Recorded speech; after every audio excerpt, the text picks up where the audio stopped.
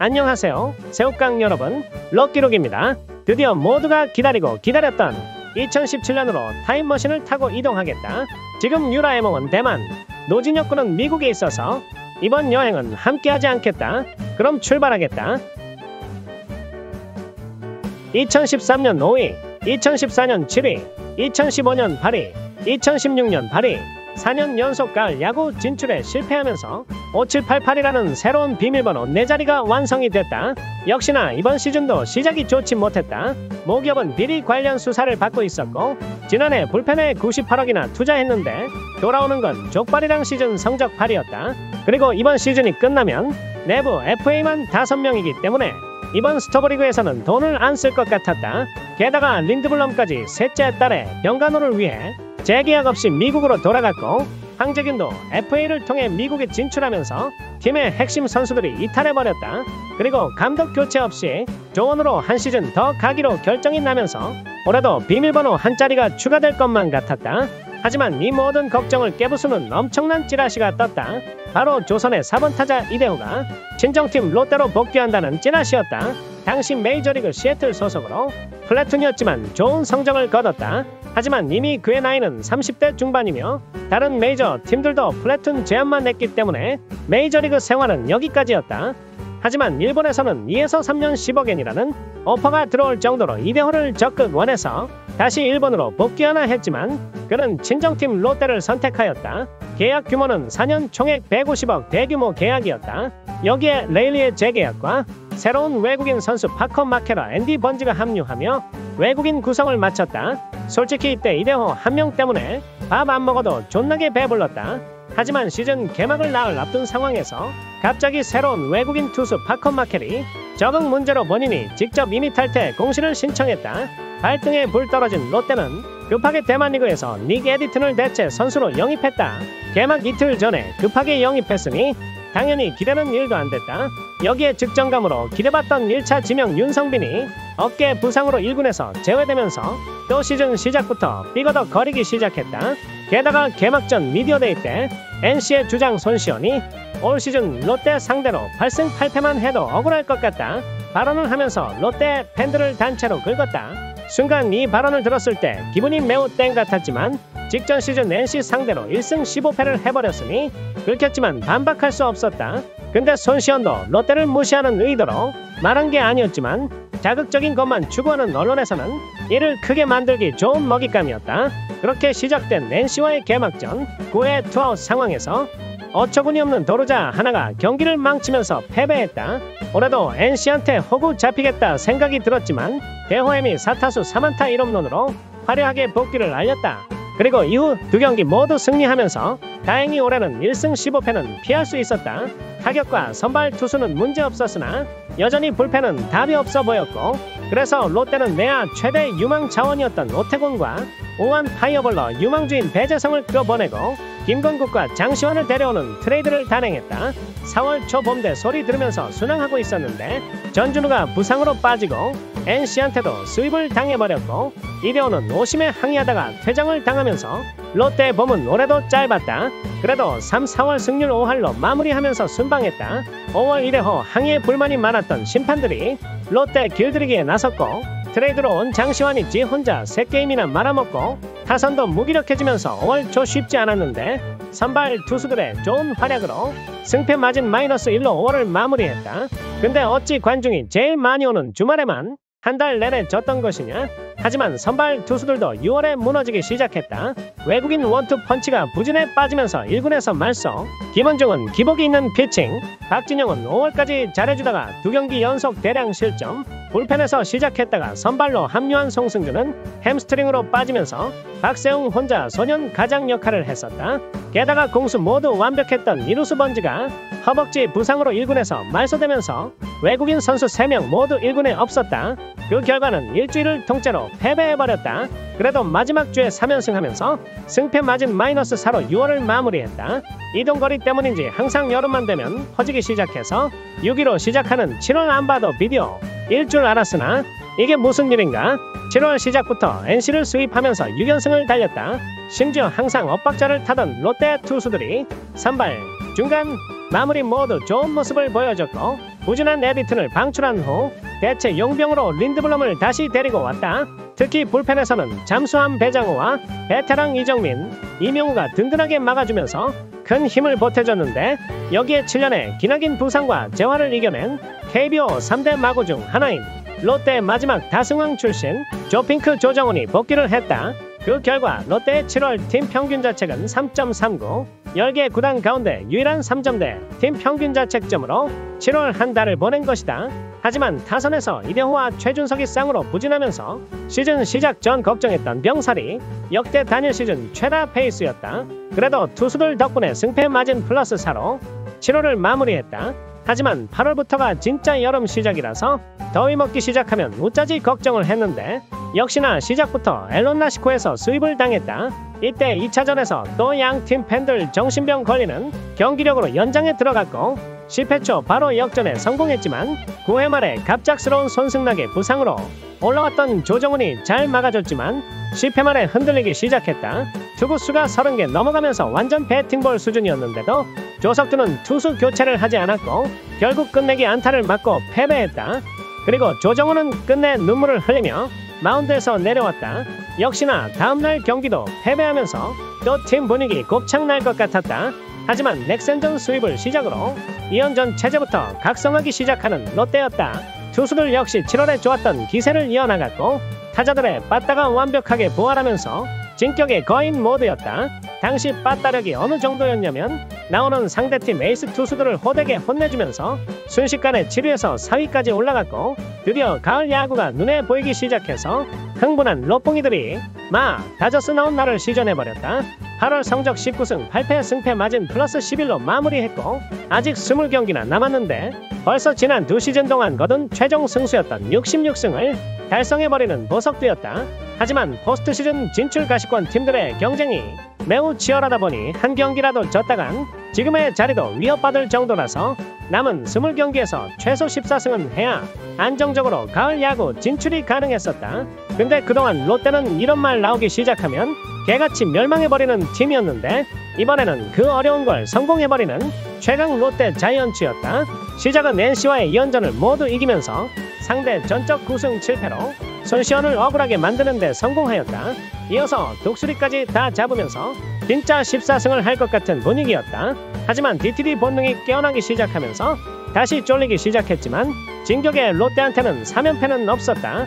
그리고 LG가 스스로 무너지면서 롯데는 일단 4위 자리를 확보했고 남은 경기 8승 1패 자력으로 3위를 확정 지으면서 포스트 시즌 준플레이오프로 직행하였다. 구단 역사상 최고의 승수인 80승을 기록하면서 더 이상 조석두가 아닌 보석두가 된 조원우 감독이었다. 내가 롯데 응원한 지 5년 만에 처음 진출하는 가을 야구는 엄청 두근두근거렸다. 그리고 이때 나는 여수에서 고등학교를 다니고 있어서 당연히 학교 친구들이랑 선생님들은 모두 기아 팬이었고 한국 시리즈에서 기다리고 있을 테니 반드시 올라오라고 응원을 받았던 기억이 난다. 그리고 당시 나는 중국 대학교에 합격한 상태라서 수능 준비를 할 필요가 없어서 주말마다 롯데마트 키즈카페에서 알바를 하고 있었다. 하필 1차전이 일요일 알바 가는 날이라서 어쩔 수 없이 점장님께 가을 야구 봐야 돼서 못 간다고 미리 허락을 받은 뒤 집에서 응원할 준비를 했었다.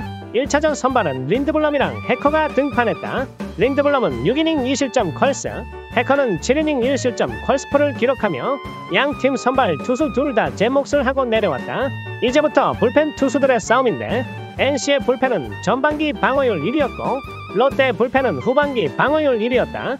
박진영, 조정훈이 1이닝씩 무실점으로 막아줬고 8회 말 투아웃에서 조원우는 대타로 박헌도를 투입했고 기적같은 동점 솔로포가 나왔다. 비록 동점이지만 롯데가 따라잡았기 때문에 분위기는 우리가 가져왔고 9회 초에 손승락이 올라와 무실점으로 막아줬다. 9회 말 상위 타순인 1번 타자 전준우부터 시작되면서 롯데가 엄청 유리한 위치에 있었는데 3볼 1스트라이크에서 체크 스윙이 어이없게 공에 맞아 땅볼 아웃당하면서 찬물을 끼얹는 전발, 아니 전준우였다. 이후 득점 없이 이닝이 끝났고 승부는 연장전으로 향했다. 10회 초 또다시 올라온 손승락이 무실점으로 막았지만 10회 말 타자들이 점수를 내지 못했고 11회로 넘어갔다. 1차전부터 34개나 던졌기 때문에 손승락이 내려가고 박시영이 올라왔는데 선두 타자 지석훈한테 2루타를 맞았고 권희동 타석에서 강민호가 공을 잃어버리면서 지석훈이 센스있게 3루까지 들어가 버렸다. 결국 권희동한테 2루타를 맞고 진짜 허무하게 역전을 당했다. 그래도 아직 우리 공격이 한 번 남았기 때문에 1점만 주는 선에서 끊으면 된다. 좌타자 노진혁을 잡기 위해 좌투수 이명우가 올라왔고 NC 벤치에서는 희생번트 작전이 나왔다. 하지만 3루수 황진수가 무리하게 3루 주자부터 잡는 선택을 하다가 아웃 카운트 하나 못 올리고 무사 주자 1, 3루를 만들었다. 다음 투수로 장시환이 올라와 김태군과 박민우를 삼진으로 잡으면서 위기를 넘기나 했지만 대타 이종욱한테 볼넷을 허용하면서 2사 주자 만루가 되었다. 그리고 타석에 들어온 나성범은 오늘 경기 4타수 1안타 3삼진이라서 상대할 만했는데 여기서 강민호의 역대급 실책이 나와버렸다.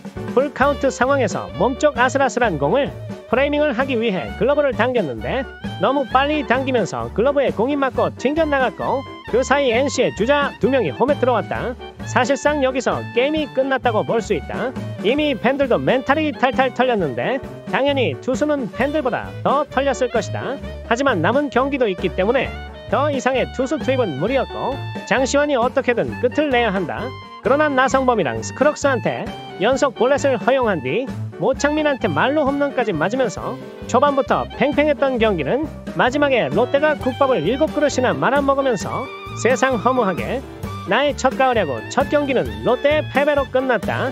대부분의 스포츠에서 1차전 승리 시 그 시리즈를 우승할 확률이 기하급수적으로 높아지기 때문에 매우 중요했는데 이렇게 지니 충격이 정말 컸었다. 당연히 모든 비난의 화살은 강민호한테 향했고 심지어 소주패까지 던지는 무개념 행동까지 나와버렸다. 솔직히 화 이빠이 나는 건 인정이다. 그래도 사람이기를 포기하면 안되고 만약 강민호가 다치기라도 했으면 다음 경기 나 정도 아니면 김사원이 나올텐데 그냥 이번 실수한 것 가지고만 뭐라 하면 되는 거였다. 하지만 여기서 멈추지 않고 로이스터 시절 때 가을야구 탈락한 것조차 강민호 때문이라는 억지 징크스까지 만들어냈다. 그렇게 개판이 된 상태에서 다음날 2차전이 시작되었다. 전날 경기는 막판에 6.25 때 날리는 난리도 아니다 급의 난리를 쳤는데 2차전은 1대0으로 롯데가 승리를 하였다. 레일리가 5.1이닝 먹어주고 박진영이 1이닝, 조정훈이 1.2이닝, 손승락이 1이닝을 처리하였다. 그리고 롯데가 낸 1점도 2회 말 무사 만루 상황에서 문규현이 4-6-3 병살타로 만든 점수였다. 그렇게 시리즈의 균형을 다시 맞춘 상태에서 우리는 마산으로 넘어갔다. 3차전 선발은 송승준이 출격했다. 3차전을 잡고 우리가 리드해야 편하기 때문에 베테랑 송승준의 역할이 매우 중요했는데 시작부터 석점을 실점했다. 하지만 롯데 빠따도 지지 않고 추격을 시작했다. 그러나 3회 노진혁한테 트럼프를 맞아버렸다. 그래도 5회 롯데가 2점을 추가하면서 다시 따라붙었는데 송승준 다음으로 올라왔던 김은중이 5실점을 해버렸다. 그리고 6회 추가 실점까지 하면서 경기는 결국 13대6으로 NC가 승리를 했다. NC가 13점을 낼 동안 우리는 잔루만 13개 쌓았으니 저도 할 말이 없었다. 이제 롯데의 운명은 4차전 선발 박세웅 손에 달렸다. 하지만 이날 비가 내리면서 경기가 하루 밀렸고 롯데는 박세웅 대신 린드블럼을 등판시켰다. 한 게임 여유가 있는 NC는 해커의 컨디션 조절을 이유로 예정대로 최금강이 선발로 나왔다. 경기 결과는 린드블럼이 8이닝 1실점, 박진영이 1이닝 무실점, 타자들은 홈런 4개를 때리면서 7대1로 롯데가 승리를 했다. 그리고 이때 아스비 햄의 연타석 홈런은 진짜 멋졌다. 다시 시리즈의 균형을 맞춘 후 사직으로 돌아와 대망의 5차전이 시작됐고 롯데는 박세웅, NC는 해커가 출격했다. 그리고 또 일요일이라서 알바를 한 번 더 빠졌다. 하지만 이날 경기 시작 전부터 레전드였는데 비 내리는 것부터 해서 사직구장에 폭발물이 있다는 신고가 접수되어 경찰 특공대가 사직구장을 수색하기 시작했고 추후 이 신고는 롯데 경기를 보고 싶었으나 어머니가 부산으로 보내주지 않은 것에 앙심을 품은 한 학생의 거짓으로 밝혀졌다고 한다. 일단 나는 아니다. 아무튼 비도 그치면서 잠실구장으로 향하는 단 하나의 티켓을 얻기 위한 대결이 시작되었다. 이날 시구 행사는 우리 영원한 사직 할아버지 캐리마어 교수님께서 도와주셨다. 4회까지 양팀 선발 투수들은 무실점으로 막았다. 해커의 공은 위력적이었으나 박세웅은 꾸역꾸역 막아내고 있었다. 4회부터는 직구 구속이랑 포크볼 제구가 맛이 가기 시작했고 초보 감독이었던 조원우는 교체 없이 5회에도 올렸는데 결국 터져버렸다. 조원우가 박세웅의 상태를 파악 못한 것도 있고 시리즈 마지막 경기인 만큼 총력전을 펼쳐야 하기 때문에 경기 초반부터 필승조들 몸을 풀게 했어야 했는데 우리 조석두는 아직 응애의 감독이라서 그런 걸 몰랐다. 그래서 급하게 불펜 투수를 투입해야 하는데 후보는 박진영과 조정훈이었다. 둘 다 이번 시리즈 동안 무실점을 기록했기 때문에 무사 1-3루 상황에 올라올 명분은 있었다. 다만 조정훈은 재활하던 선수라서 다른 선수들에 비해 몸을 푸는 시간이 길었기 때문에 박진영을 올리는 게 정답에 더 가까웠다. 하지만 조석두의 선택은 조정훈이었고 결과는 0.2이닝 4실점으로 오답이었다. 결국 5회에만 7실점을 해버리면서 사실상 분위기는 NC한테 넘어가 버렸다. 이미 서로 잃은 외양간이었는데 박진영이 올라와 2이닝 무실점으로 막으면서 잘했지만 팬들은 슬펐다. 게다가 타선도 완전히 무기력한 모습이었고 결국 NC가 9대0으로 승리하며 잠실행 티켓을 손에 넣었다. 그리고 나의 첫 가을 야구는 여기까지였다. 물론 가을 야구를 갔기 때문에 성공적인 시즌이라고 할 수 있는데 근데 가을 야구에서 너무 못해서 아쉬웠다. 그리고 기아가 한국 시리즈 우승을 하면서 학교는 나 빼고 축제 분위기였다. 그래도 이대호와 조정훈의 복귀, 박세웅의 커리어 하이, 김원중과 박진영의 가능성, 자이언츠 돌격 대장 사직만 나경민의 발견, 손승락은 세이브 왕을 먹으면서 돈값을 해줬지만 윤기련은 돈 들고 튀었다. 처음에 수비 원툴이라고 의심받았던 번지도 기대 이상으로 잘해줬고 특히 사직 여포라고 불릴 만큼 홈에서는 진짜 무서웠다. 그래서 얻어가는 게 많았던 시즌이었다. 물론 스토브리그 시작하기 전까지. 그럼 2017년 럭키룩한테 한마디. 지금이 고점이다. 얼른 탈출해라.